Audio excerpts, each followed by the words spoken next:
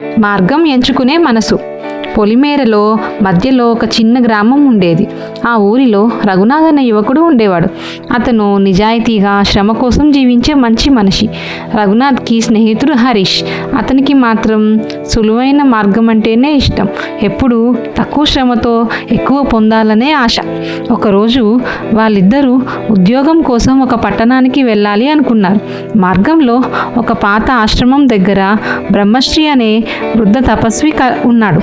అతను వారిని చూసి ఇలా అన్నాడు, మీరు ఎంచుకునే దారి మీ మనసును చూపుతుంది. దారి బాగుంది కదా అని అనిపించడమే కాదు, మనసు నిజంగా బాగుండాలి. అదే మీ గమ్యాన్ని నిర్ణయిస్తుంది అని. వారు అతనికి నమస్కరించి ముందుకు సాగారు. కొద్దిలోనే 2 మార్గాలు వచ్చాయి.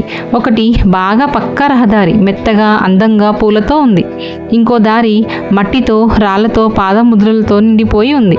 హరీష్ వెంటనే అన్నాడు, జీవితం ఒక్కటే, సులభమైన మార్గం పొందాలి అని. నా తెలివితేటలు చాలు. రఘునాథ్ మౌనంగా ఆలోచించాడు. చివరికి కష్టమైన దారినే ఎంచుకున్నాడు.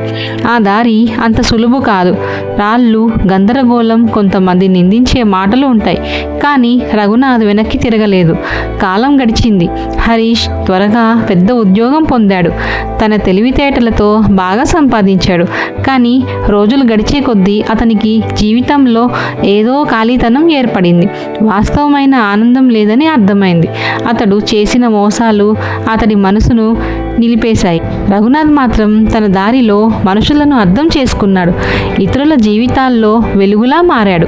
చివరికి అతను ఒక సేవా సంస్థ స్థాపించి వేలాది మందికి ఉపాధి కల్పించాడు. నీతి: సులభమైన దారి ఎప్పుడూ మంచి దారి కాదు. మన మనసు సద్గుణాలతో నిండితే కష్టమైన దారిలోనూ విజయం సాధించవచ్చు. సులువైన మార్గం ఉపయోగపడకపోవచ్చు. నిజాయితీ, శ్రమ మన జీవితాన్ని సత్యమైన విజయానికి తీసుకెళ్తాయి.